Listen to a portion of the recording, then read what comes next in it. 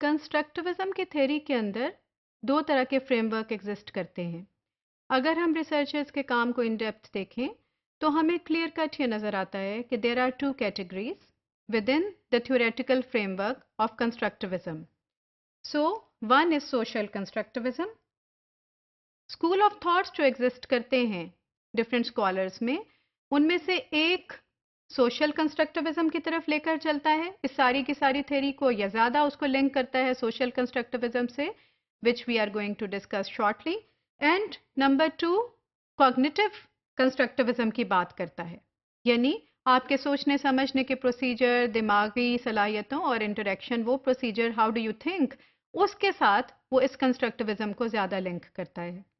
जब ये theory introduce करवाई गई और इससे पहले के होने वाले काम के ही तसलसल को कायम रखती है ये, जैसे बिहेवियरिज्म में मेजर हमारा एरिया ऑफ इंटरेस्ट था कि वो ऑब्जेक्टिव्स जो डायरेक्टली, किस तरह के बिहेवियर्स जो डायरेक्टली ऑब्जर्वेबल हैं हम उनको ऑब्जर्व करें, और उसके अंदर ये बहुत ज़्यादा इन डेप्थ रिसर्च या स्टडी हमने नहीं की कि हमारे जहन में जो एक सिलसिला, एक साइकिल चलना शुरू हो जाता है उस सोच को प्रोसीजर करने का, वो किस तरह से हो रहा होता है, उसकी प्रोसेसिंग कैसे हो रही होती है, डेटा एनालिसिस कैसे हो रहा था, उसका आंसर नहीं था। कॉग्निटिविज्म में बहुत ज़्यादा एम्फोसिस दिया गया इसी चीज़ के आंसर की तरफ कि हमारा माइंड किस तरह से डेटा प्रोसेसिंग कर रहा है, उसको सॉर्टिंग कर रहा है, उसके स्कीमा कैसे डेवलप कर रहा है, नॉलेज ब्लॉक्स कैसे बना रहा है, एंड सो ऑन। और उसकी स्टेज थेरीज पियाजे ने इंट्रोड्यूस भी कर दी। लेकिन फिर सवाल ये उठा कि इंसान को हम सोशल एनिमल कहते हैं, इंसान को आइसोलेशन में पैदा नहीं किया गया, एक जजीरे पर एक इंसान को तन्हा नहीं छोड़ा गया, उसने सोसाइटी में रहना है, इंटरेक्ट करना है। सो क्या सोसाइटी, उसका सोशल इंटरेक्शन, उसके साथ जो डेली एक आपका एक राब्ता रहता है अपने इर्द गिर्द के माहौल के साथ, क्या उनका भी कोई असर आपकी पर्सनैलिटी, आपके सोचने के तरीके पे या लर्निंग पे होता है या नहीं? इसके नतीजे में जो तहकीकात की गई और जो क्लेम्स बनाए गए वो सोशल कंस्ट्रक्टिविज्म के अंदर बयान किए गए। सोशल कंस्ट्रक्टिविज्म में जो बहुत बड़ा नाम है जिनके काम का, वो वाइगॉस्की हैं।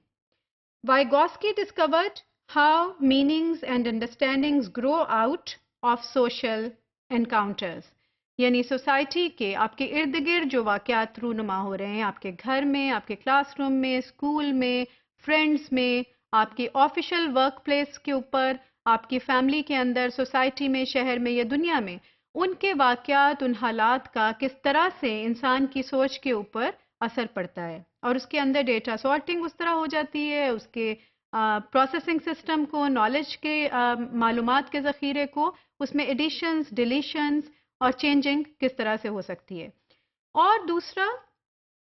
उनका ये भी क्लेम था, जो कि उनका मेजर एक विद इन क्लासरूम प्रैक्टिसेस, उन्होंने ये क्लेम किया कि हमें ये देखने की भी ज़रूरत है कि बच्चों को क्या हम आगाज़ से ही एक फ्री हैंड के साथ सोसाइटी में छोड़ दें कि जाओ इंटरेक्ट करो और सीखो और that's it, then there is no need probably of their encounters with their adults, जो कि उनके बड़े बुजुर्ग होते हैं, जो कि उनके असातिज़ा भी हो सकते हैं, और जो और लोग भी उनके इर्द गिर्द हो सकते हैं जो कि उनको विजडम, हिकमत सिखाने की कोशिश में दिन रात सरगर्म होते हैं। तो उनका क्या रोल है? तो वेगोस्की की रिसर्च का जो एक मेन उसका एक आपका ये एपी सेंटर, ये फोकस था, वो ये था कि जिस पर उसने ये क्लेम किया कि जोन ऑफ प्रॉक्सिमल डेवलपमेंट, कि हर बच्चा जहां पर खड़ा होता है, children working on their own rarely do as well as when they work in collaboration with an adult.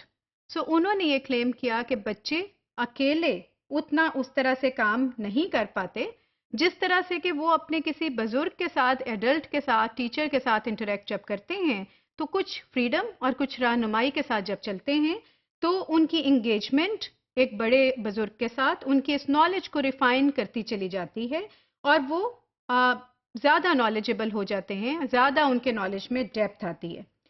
और उनका सोशल इंटरेक्शन उनकी उस नॉलेज जो बाद में आउटकम की सूरत में जाहिर होता है उसको वो स्ट्रॉन्गर करता है। जोन ऑफ प्रॉक्सिमल डेवलपमेंट का जो कॉन्सेप्ट है उसमें मेजर क्लेम यही है कि कोई भी बच्चा अपने करंट अचीवमेंट्स में जहाँ खड़ा है वो एक खुद से सीख सकता है। लर्नर कैन डू अनएडेड, किस हद तक वो खुद से सीख सकता है? दिस इज द जोन जहाँ पर के एक بڑے کی استاد کی اس کو رہنمائی چاہیے اور اس کے ساتھ انٹریکشن کے ذریعے سے ایک استاد کا یا بڑے کا یہ فرض ہو جاتا ہے کہ اس کو وہ وہاں پہ اس والے ڈفرینس کو اس والے گیج کو وہ کور کرے. اور کچھ ہمیں یہ بھی حقیقتیں سمجھنے کی ضرورت ہے کہ یہ وہ ایریا ہے کہ جو کہ اس بچے کی فزیکل ایبلٹیز کوگنیٹو ایبلٹیز سے بیونڈ ہے، وہ اس سے آگے شاید سیکھ نہیں پائے.